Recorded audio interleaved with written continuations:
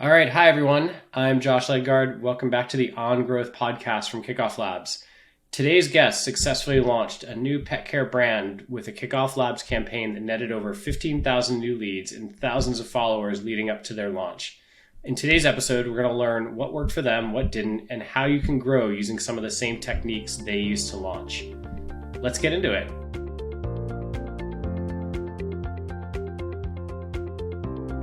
Hi, Guillaume. How are you? Hey Josh, I'm doing great. Thanks for having me. So, give us the explanation. What is Maven Pet, and what are you guys up to today? Like, what's the status of the business? Yeah, so actually exciting time for us. So we just launched the product on the market and start to have the first users using it and then giving us feedback. And yeah, very quickly, Maven is the first AI vet that understand if your pet is safe and healthy 24/7. So what we built with Maven was a tool vertically integrated everything in the space. So there's a smart collar that goes into your pet snack, a mobile app where we collect more data through virtual checkups, wellness profiles, and on top of that, we have a clinical team in-house looking at the data and making sure that nothing is wrong with your pet. Okay, and if we do suspect that something is wrong, we will engage with you immediately to make sure we can tackle that from day one. Cool. So, what kind of? I'm just curious. Like, as a pet owner myself, what kind of data are you guys collecting on the pets to help with these determinations? Yeah. So on the pet end, on the smart collar end, we collect data around movement, intensity of movement, activity, and sound. Okay. So with sound, we just detect if the pet was barking or not. So this is on the hardware side. And then on the mobile app, we have data such as all the info about your pet, virtual checkups tailored for your pet. So if you have a senior pet, you are going to focus on physical issues, for example, if you have a puppy on vaccination issues, um, things like Maven Journal that allows you to register if your pet went to the daycare, to the groomer, if there was medication, cognitive stimulation. And so what we do with all that data is really understand if there are changes to the normal behavior of your pet and what that might indicate. So for example, if you have an allergic golden retriever that changed the diet and suddenly your pet is waking up much more often in the middle of the night, this might indicate an allergic reaction, right? Or if you have a 8-year-old pit bull that is getting lethargic week after week, this might indicate there's a physical problem coming up, right? Dysplasia or joint disease. And so that's really the secret of Maven to empower the clinical team with technology, with data, so we can act proactive on our pet's well-being. And so that's really the thing that Maven unlocks with our system. Very cool. And so, what has the customer reaction been so far? Now that you've had the first few customers coming out. Yeah, I mean it's really rewarding listening to our customers. The feedback on the product has been really astonishing. People love having a vet taking care of their pets, and that's really special when they understand Maven Vet is a super vet with all this data, with all this technology capable of understanding how I could improve my pet's life and let me know if something is wrong. I mean that's really rewarding, and people are loving Maven. So we have specific cases where, for example, we understood one cat that has been misdiagnosed with anxiety for 5 years, and when we changed that, people say things like, "Finally, my pet is looking like himself, like he has never been." I mean, it's true rewarding what we are doing at Maven, and the feedback has been really great, and people are loving the product, and it's as a founder myself, it's really great to see how things act in the field, right? And we had huge expectations towards our product, and yeah, we are doing something right for sure. Very cool. So, tell me a little bit about your background. Do you come from a technical background, a business background, a little bit of both? How did you get to the point before you launched Maven?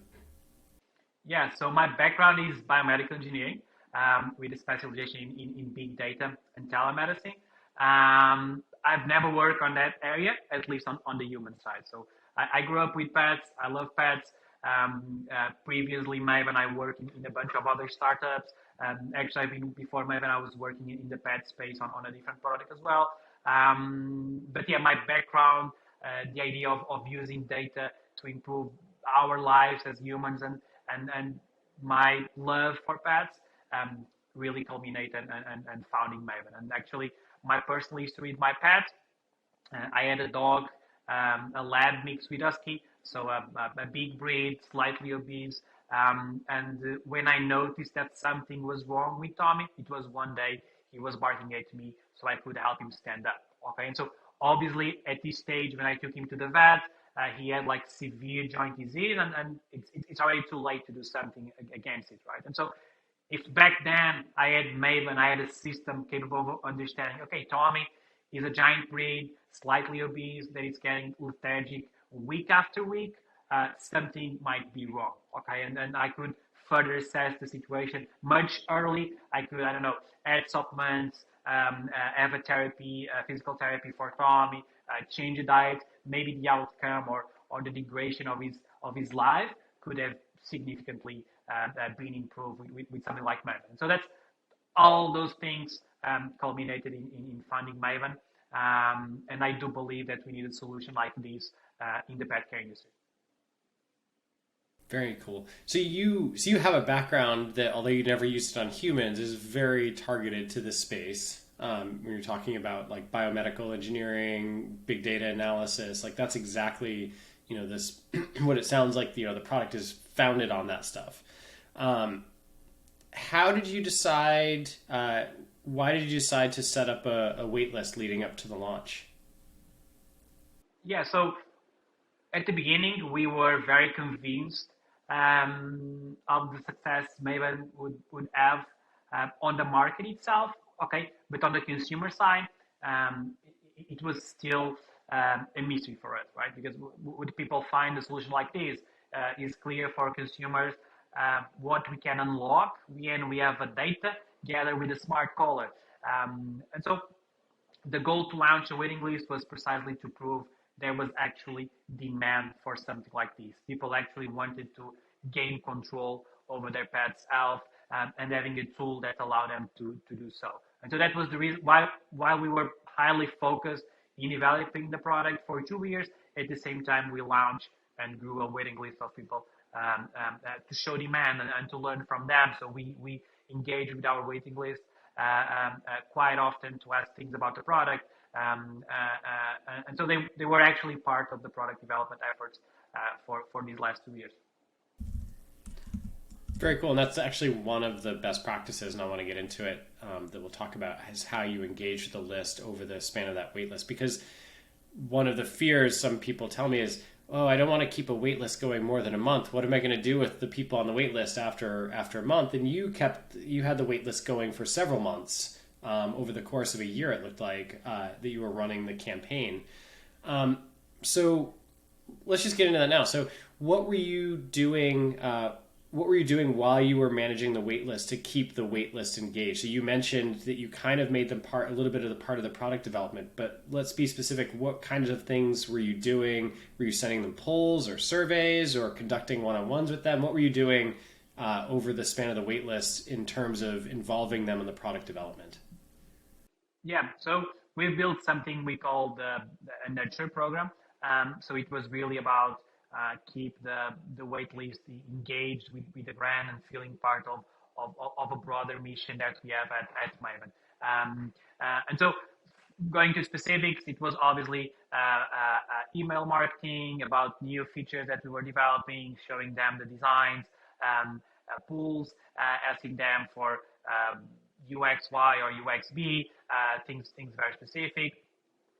We had like a closer group of followers or early adopters that we would have access to discuss more specifics or up on an interview. We would launch quizzes for them. So which kind of pet are you, to keep them engaged. We would offer some help from our clinical team. So our vet was always accessible through email if they had questions. So it was like a bit to showcase some of the product value they could get later when we launch. And so those were the kind of things that we did to keep our wait list warm and engaged with the brand, so we could leverage that at launch. What were some of the things that you learned through that engagement? Like anything specific or anything that stood out to you as kind of surprising as through that engagement? I mean, there are a lot of learnings, good learnings, and I mean, there's no such thing as bad learnings, but a learning with a not so good outcome. So I mean, there are people that follow us everywhere. They want to know everything. They are dying for this to get out there, but there are also people that see it for the first time. They get excited.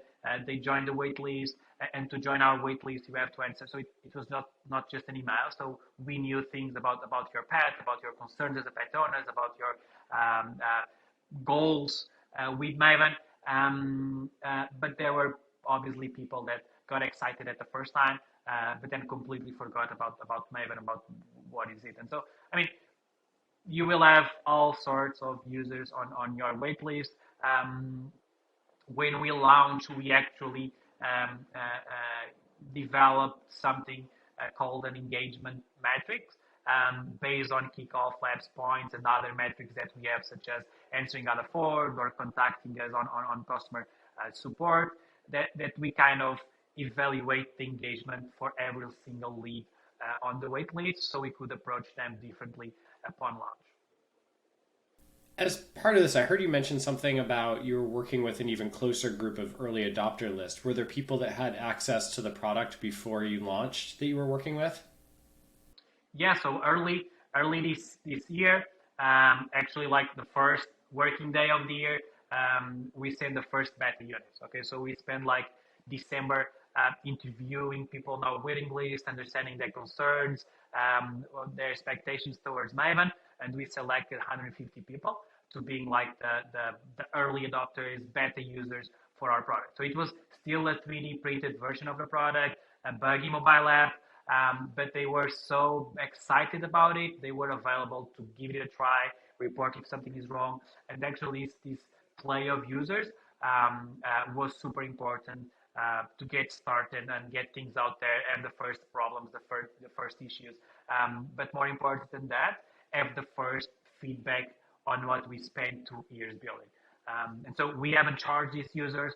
All we asked was for their time and efforts to report back to us, having calls with our growth team, with our product team, really, really doubling down on learnings. And those 150 users came from the waitlist, the ones that were most engaged with the brand and the mission and what we were developing.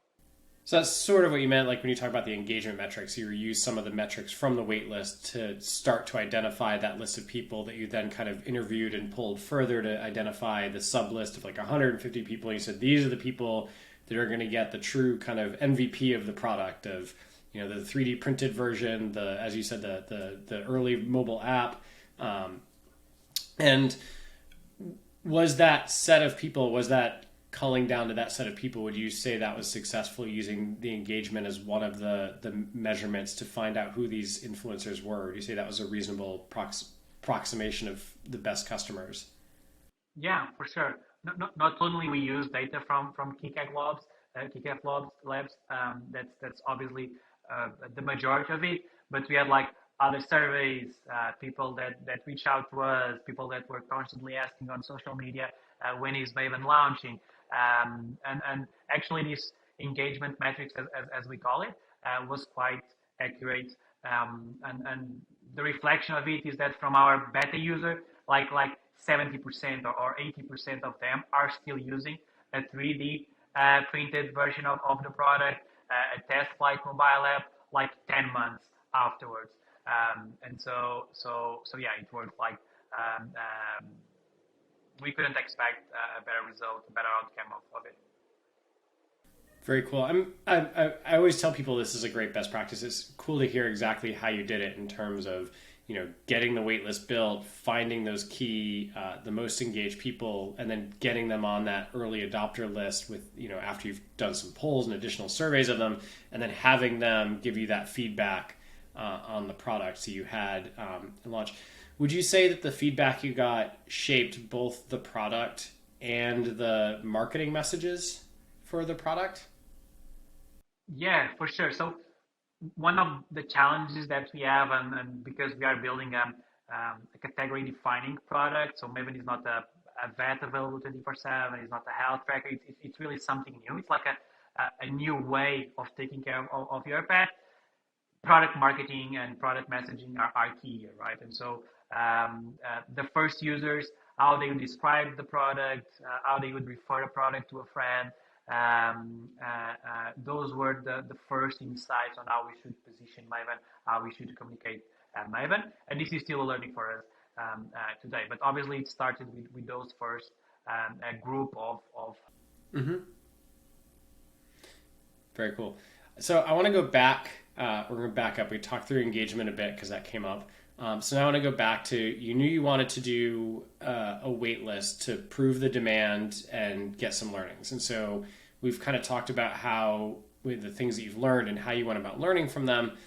But part of proving the demand is typically also proving that you yourselves as a company are able to like market and get people onto the wait list. So when you decided to build a wait list, we'll start way back at the beginning. How did you discover KickoffLabs? Do you remember? I mean, I was searching for we are a startup, a small team, so I was searching for a tool that would allow me to build a wait list with a score with minimum development efforts. And that's how I came up with KickoffLabs. Cool. And then the first version of the waitlist, was that a page on the waitlist website? Was that a page built on KickoffLabs? Or did you have your own website and then you connected it to a KickoffLabs page? Yeah, so we had our own website, and to join the waitlist, you would have to fill a type form.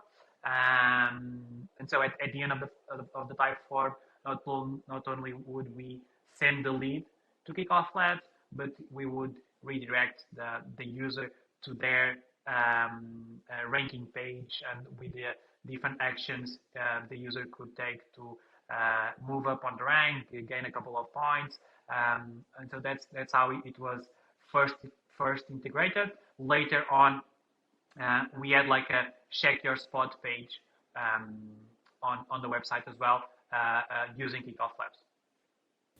Very cool. So in that the first few months of running this, the first couple months of running this, when you had the type form that then took people to their status page, how involved was the type form? A common question we get is how many questions should I ask people to get them to decide up what's too much, what's too little? So was it like a 20-minute survey people had to fill out, or were you just asking like name, your pet's name, and email address? Like, so where were you on that spectrum? So it was a bit more complex than that. Definitely not a 20-minute survey. And the good thing about what I like about Typeform is I can actually see the drop-off rates in each question and how long is it taking users to fill the form. And so with Maven, you could easily fill the form under 4 minutes. I think it was around 4 minutes. But the goal is to ask questions you can act on, right? So if you are just asking something that doesn't make sense for you in terms of business or go-to-market strategy or product, it really doesn't matter. So we ask things about obviously your name, your pet's name, if you have a dog, if you have a cat, your pet name. I think I've said that. Where are you based in terms of country? What are your biggest pain points as a pet owner? What you like to achieve with Maven? Those were important questions for us to position the product and to kind of prioritize what we should build next based on the questions that people had. And then obviously email, and we ask about if you would add iOS, Android, or other device, because at the moment Maven is only available for iOS, so it's important to have an understanding of the split here. So yeah, I think it was like less than 10 questions. So you had this survey, like around less than 10 questions or less that you're having people fill out, and you mentioned the drop-off rate. Do you recall what the conversion rate was most of the time through the waitlist, having people answer those questions to get onto the list? Yeah, I mean, after the first question, the conversion rate was high. It was okay. There was some drop rates when you make email like a mandatory question. I think that's like normal out there. I can't precise the numbers, but it was because it was not super extensive, because you could see the number of questions when you were filling the type 4, because it was like embedded on our website with our branding. The conversion rate was the completion rate. So then you've got the question, it leads them to the waitlist, and we'll talk about the waitlist mechanics in a minute.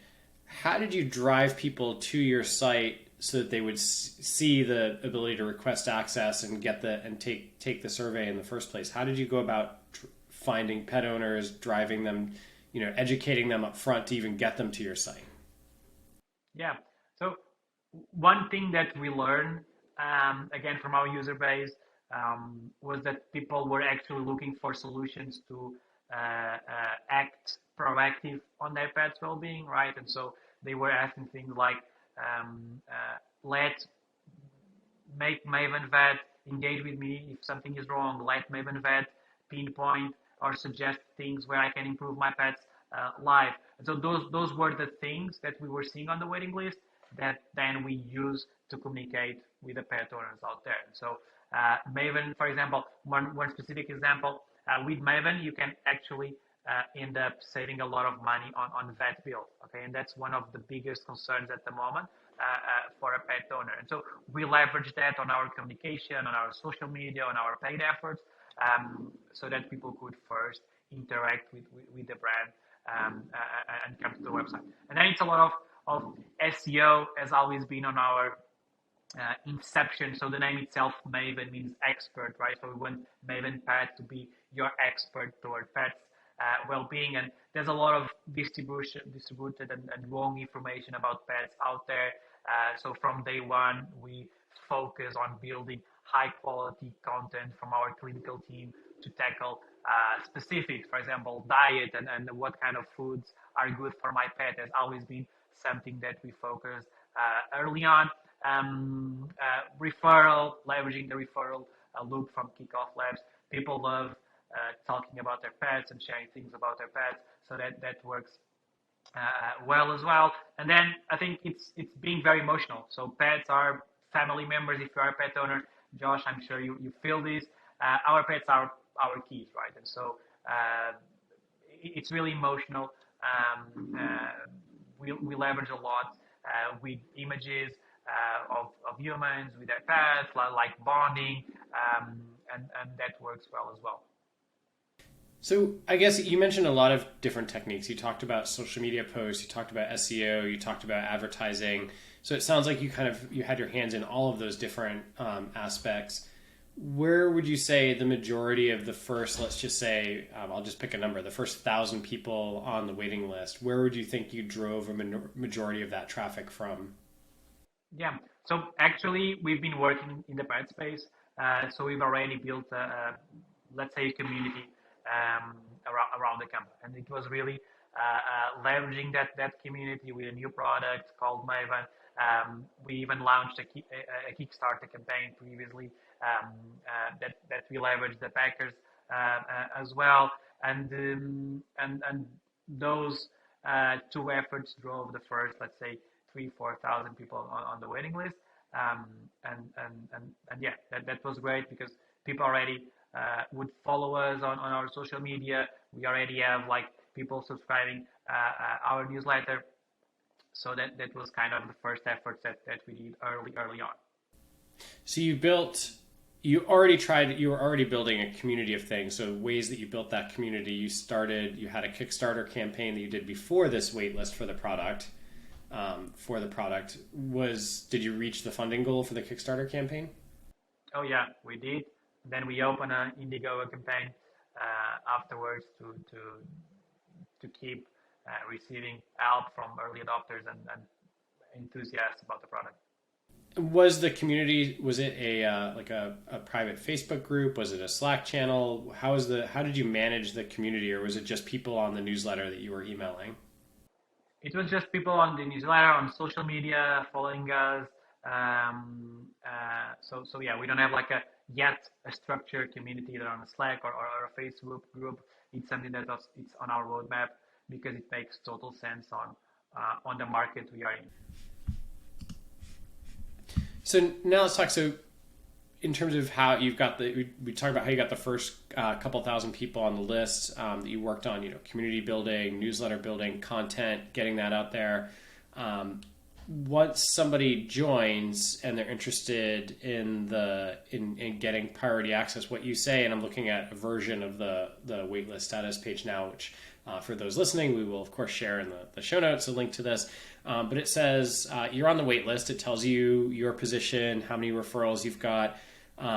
It asks you if you're interested in priority access, and it gives you some actions that you ask people to do. So for every referral, you're giving them 100 points, and then you're giving them between 20 and 40 points for following you on social channels. So you had an Instagram, a TikTok, a LinkedIn, Facebook, and a Twitter channel. So kind of you covered your bases on the major networks there.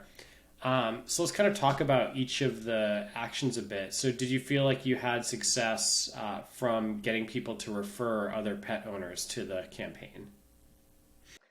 Yeah, for sure. And um, like the highly engaged group that we were talking early on, they all referred someone to join Maven as well. And so people were actually doing it.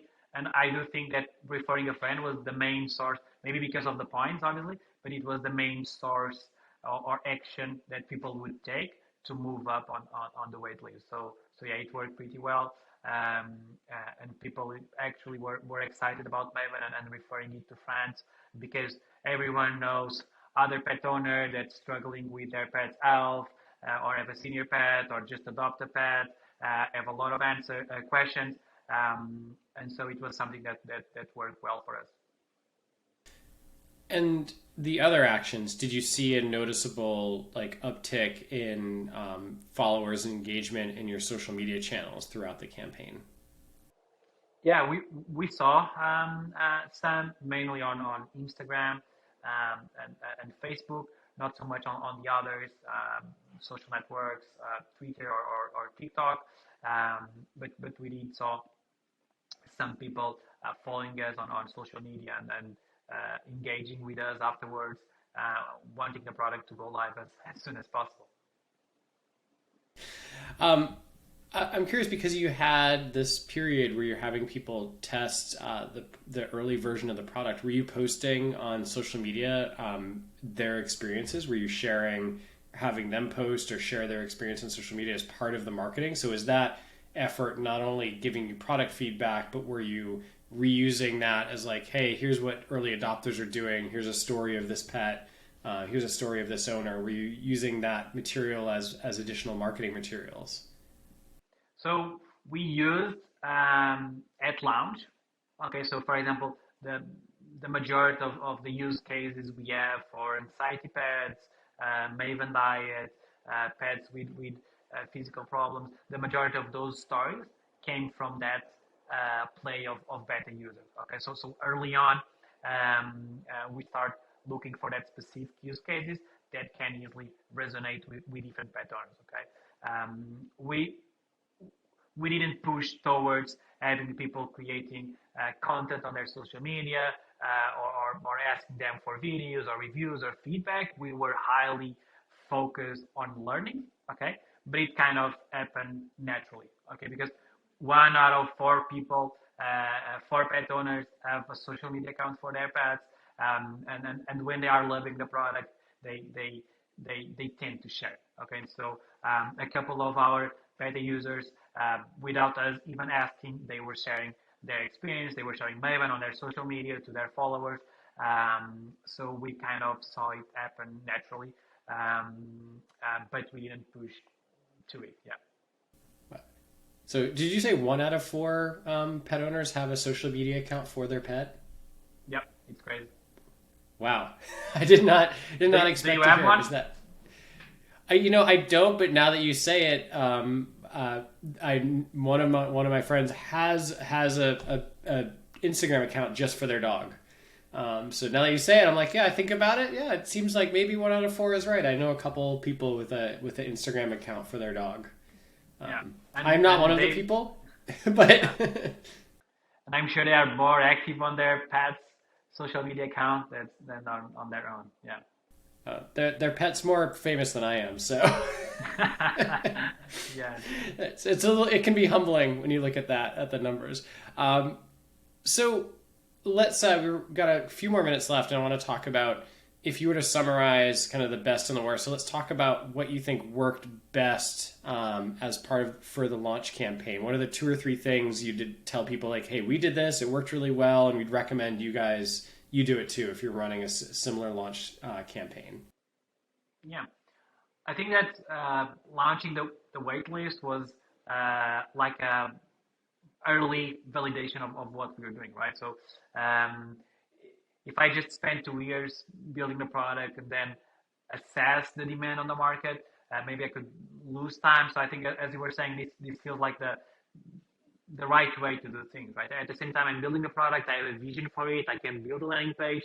I can have people come to the landing page and give me feedback about it and show interest through joining a waitlist. And so I think that was a right step that we did early on.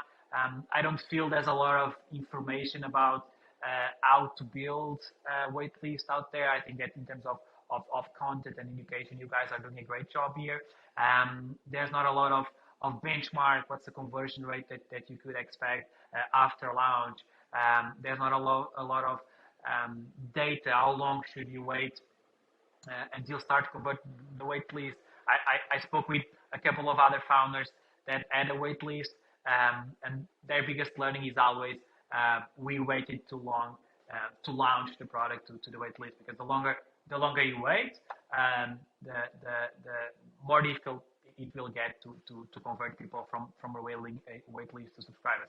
Other thing that we question ourselves: should we charge or at least ask for a credit card for people joining the waiting list? We chose not to do so because we still didn't have the product or image or even images about the product. So because we launched so early, it didn't make sense at that stage, but it could be something that other people could done depending on the stage of product development they are at. I mean, it's interesting because on that note, you did validation in terms of people would pay something for a solution because you did the Kickstarter and Indiegogo campaign. So while you weren't charging for the wait list, you had that level of validation because you could have launched the Kickstarter and maybe you weren't getting many people to pay for the Kickstarter, and that would have proven something about either the messaging or the product itself. But you did do a little bit of that validation by running the Kickstarter concurrently or before the wait list. So it's interesting that you mentioned that as something that you maybe would consider, because from my perspective, you did that more than a lot of people do. Yeah, I agree with you. I feel that the audience for Kickstarter and Indiegogo, it's very particular, right? And then, but yeah, we to some extent we did validate that people would pay for something like this, and the waitlist showed not only demand for the product, but looking at specifically of the question what people want to achieve with Maven.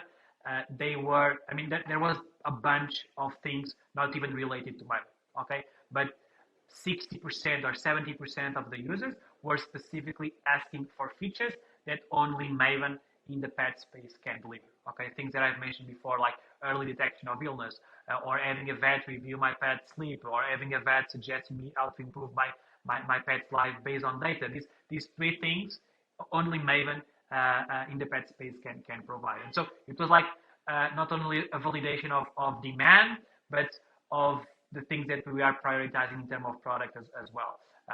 And so that was huge. So that like 10 months afterwards, we launched the product, and the feedback has been great because we've listened to our users from day one. And so that is like my recommendation. Number one, involve your potential users as early as you can. Yep, absolutely. So how has we talked a little bit about the beginning, but how would you describe how's the launch gone since how long ago did you actually launch, and how has it gone since then? Yeah, so we launched September.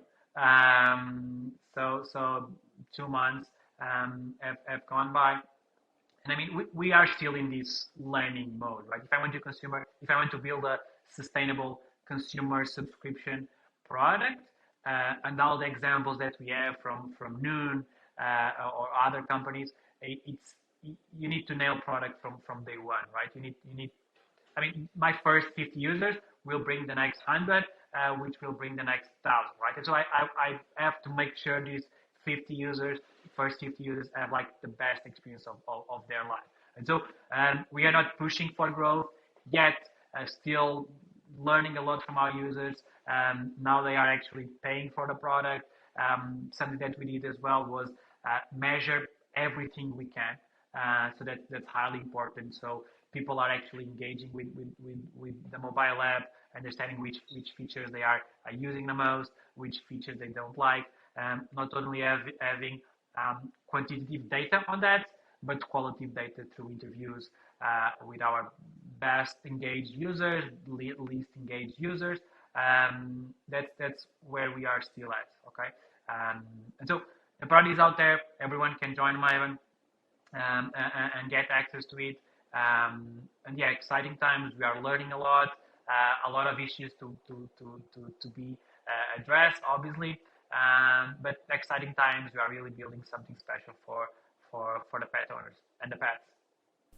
Well, so something that wasn't obvious to me, and maybe this is helpful. So when I went to your website and I'm looking at Maven, and you say order now, it's a subscription, obviously, and you've got an app with a subscription. But as part of that subscription, you're also sending that smart collar to read the data. Is that correct? That's correct. Yeah. When you join Maven, we send you the what we call Maven Kit. That's the smart collar that collects data on your pet, and you have access to the mobile app, to your Maven Pet, all the rest of the service. Very cool. And so, if somebody wants to learn more about Maven, obviously that you would send them to maven.pet.